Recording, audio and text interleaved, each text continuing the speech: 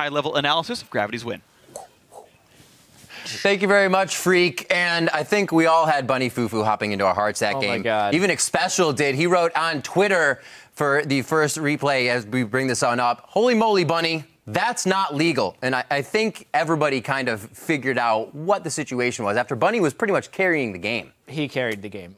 They talked about the team compositions here and how Bunny Fufu was the only thing that was going to create fights for Gravity, and how, you know, that would be a problem if it wasn't Bunny Fufu on Thresh, who's maybe the best Thresh in the world. A lot of things he did were not legal this game. Let's pull up the first replay and just see how he started it off, because it looked like Teammate had everything in the bag here.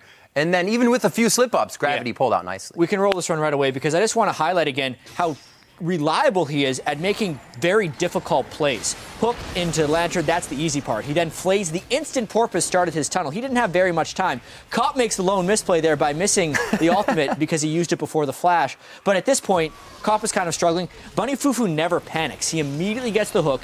He knows to take it in. He flays both people. Bunny did not miss a single ability with tons of variance during that entire fight, and it cleans things up for Gravity to initially give them the lead in this game. Like, it was absolutely ridiculous how well he was playing that game, and it only got better from there. It was crazy stuff all game long. On the desk, we were kind of saying, he's heating up. Here he goes. He's heating up, hitting three-pointers from everywhere. Bunny's had this before, and I like to kind of make an NBA Jam reference here, where if you hit 3 hooks in a row, Bunny Fufu can just start throwing out all the hooks, and it won't miss, even if you're halfway across the map. And in that sense, it's got to be the shoes, right? Cool down all the way. He does the cooldown boots, too, later on in the game, only because he lands so many hooks.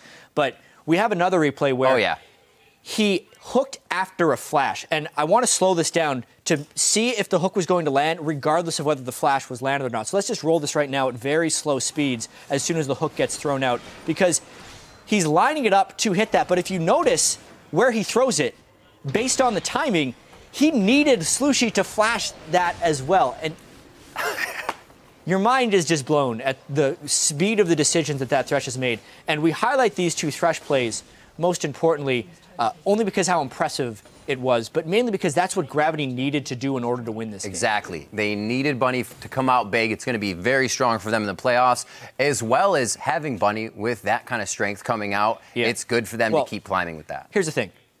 How many supports carry a game like that? They're in the playoffs right now, so don't have to worry immediately about a Thresh ban coming up. Teammates going to have to be the ones trying to, you know, recover from that, as they're going to have to play against Team Liquid. Honestly, though, like, dude, it was mean. The Morgana game that Bunny Fufu played yesterday was actually pretty lackluster. He missed a lot of bindings. That's true. Ineffective in fights, but getting him back onto such a comfort champion put him into the playoffs. Well, we get to hear from the man himself, because Dash is actually standing by with Bunny Fufu right now, so we're going to